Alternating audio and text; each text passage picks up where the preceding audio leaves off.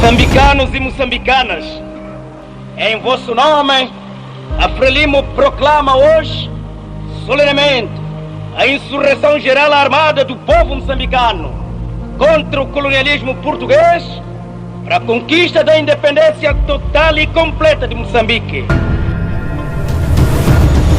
A história começa onde ela termina. Noite de 19 de outubro de 1986, um vento quente sopra sobre as montanhas de Lipombo, na fronteira entre Moçambique e África do Sul, do apartheid. Lá em cima, nas alturas, uma aeronave TU-134 da Força Aérea de Moçambique enfrenta uma tempestade que é muito mais do que meteorológica. Dentro da aeronave, Samora Moisés Machel, o primeiro presidente de Moçambique independente, parece sentir o peso do destino. Apenas 3 dias antes, num comício na Tanzânia, ele profetizará: se eu morrer, não será por doença ou velhice, será onde o povo está a lutar. Antes de mergulharmos neste mistério que mudou o destino de Moçambique, quero fazer-vos um convite. Se gostam de histórias reais, cheias de suspense político e segredo por desvendar, subscreva o canal e ative o sininho de notificação, porque esta investigação vai revelar muitos detalhes chocantes.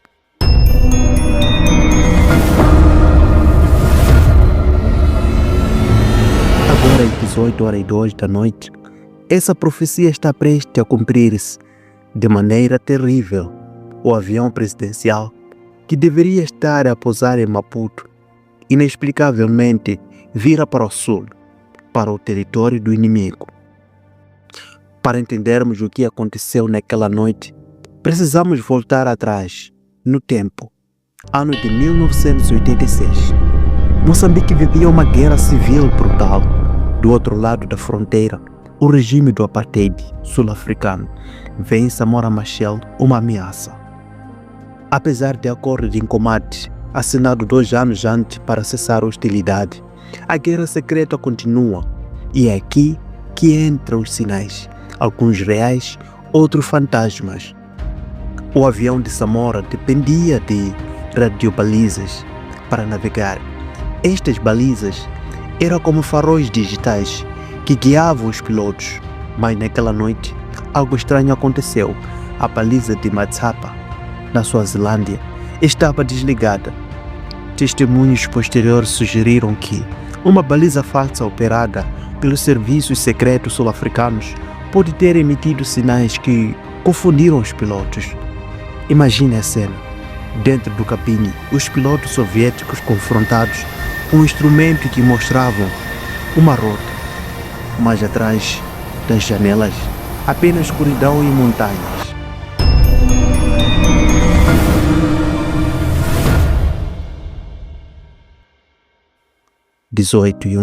e 48 segundos. O gravador de voo capta as últimas palavras conhecidas do cabine. O que está acontecendo? Onde estamos? 18h01 e 52 segundos. Um alarme de proximidade do solo soa. 18h01 e 55 segundos. O som da aceleração dos motores. 18h02 e 3 segundos. O impacto. O tupulé atinge a colina de Ipuzinho a 50 km por hora. A geometria da destruição é peculiar.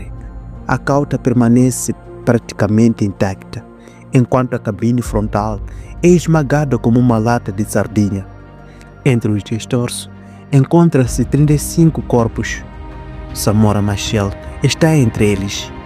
9 pessoas sobreviveram milagrosamente, mas suas memórias são fragmentos desconexos de um pesadelo.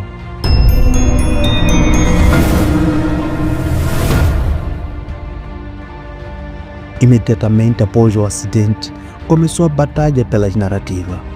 A África do Sul montou rapidamente uma operação de resgate, ou seria, de contenção.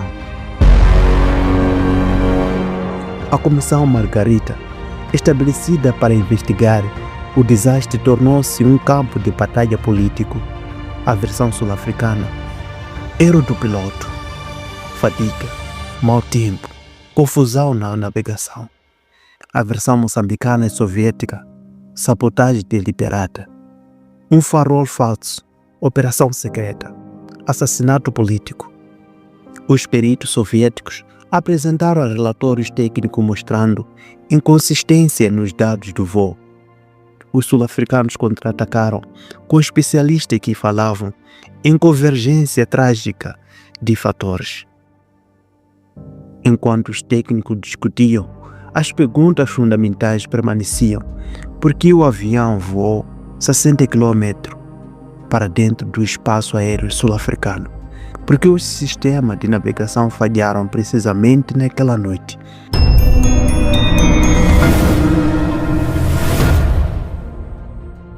Mas para além das teorias políticas, existem as histórias humanas, como a do médico presidencial que sobreviveu, mas perdeu as anotações que fazia durante o voo, ou dos camponeses que ouviram não um, mas 2 estrondos sequenciais, detalhe que alimentaria teorias sobre explosivos.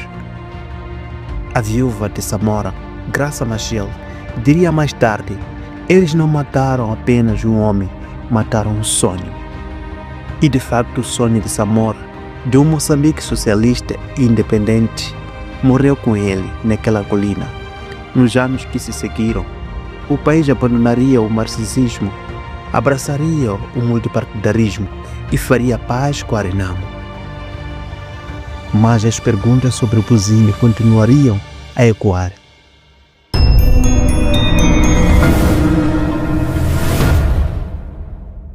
Três décadas depois, o memorial em Buzini mantém viva a memória e o mistério. 35 tubos de aço representam as vidas perdidas. Cada tubo é também uma pergunta não respondida. Os arquivos sul-africanos do período do apartheid permanecem em grande parte fechados. Testemunhas-chaves morreram em circunstâncias suspeitas e a verdade completa talvez nunca venha à tona. O que sabemos é isto: Samora Machel era um alvo inconveniente para demasiados interesses. Para a apartheid, ele era uma ameaça revolucionária. Para os potenciais ocidentais, era um aliado soviético. Para alguns dentro do próprio governo moçambicano, talvez fosse um obstáculo a mudanças. Na complexa teia da Guerra Fria africana, sua morte serviu a muitos propósitos.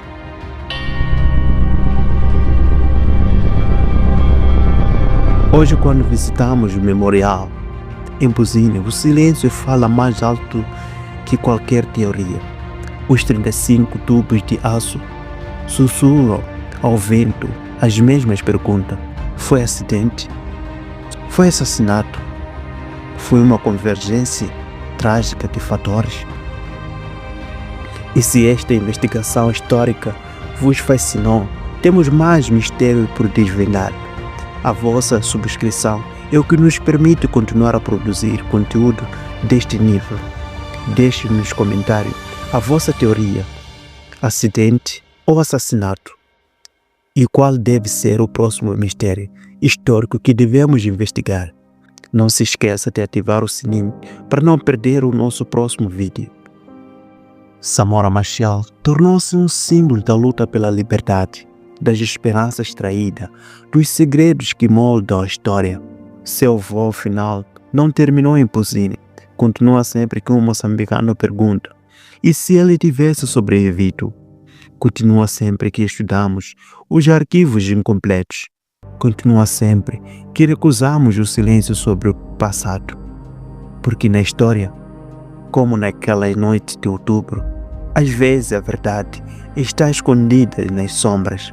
Há a esperança de quem se atreva a procurar. A história moçambicana orgulha-se dos feitos gloriosos das massas na luta pela defesa da liberdade e independência. A derrota da resistência histórica do povo deve exclusivamente à traição das classes dirigentes feudalísticas, à sua ganância e ambição. que permitiram o inimigo